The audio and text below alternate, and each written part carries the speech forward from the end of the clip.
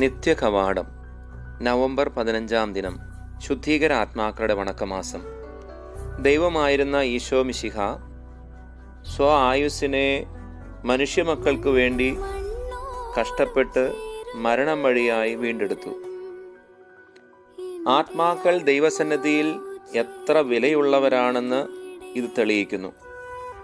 മനുഷ്യാത്മാവിൻ്റെ മഹിമ ഇപ്രകാരമാണെങ്കിൽ ശുദ്ധീകരണ സ്ഥലത്തെ ആത്മാക്കളുടെ മഹിമ ഇതിലും ഉപരിയായിരിക്കും എന്നത് സംശയം വേണ്ട.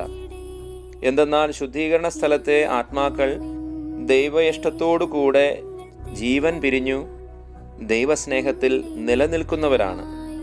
അവരുടെ പരിഹാരക്കടം തീർത്താൽ ഉടൻ സർവേശ്വരൻ്റെ പ്രത്യക്ഷമായ ദർശനം ലഭിക്കുകയും മോക്ഷരാജ്യത്തിൽ സൂര്യനെ പോലെ പ്രതാപ കിരീടം ധരിച്ച് അവർ സർവദാ വാഴുമെന്നുള്ളത് നിഷേധിക്കാൻ പാടില്ലാത്ത സത്യമാകുന്നു.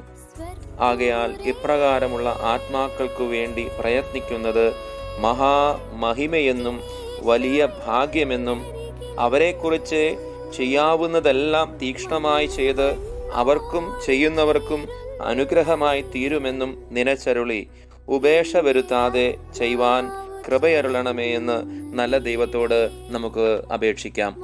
ജപം.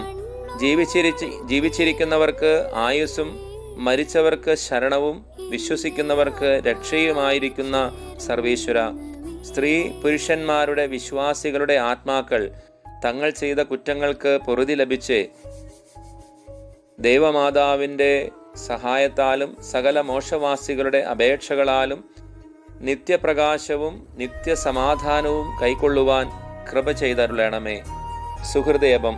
ഈശോ മിശിഹായുടെ ദിവ്യഹൃദയമേ, ഞങ്ങളുടെ മേൽ അലിവായിരിക്കണമേ. സൽക്രിയ. ശുദ്ധീകരണ സ്ഥലത്തുള്ള ആത്മാക്കളെക്കുറിച്ച് 53 മണി ജപം ചൊല്ലി കാഴ്ചവെക്കുക. ആമേൻ.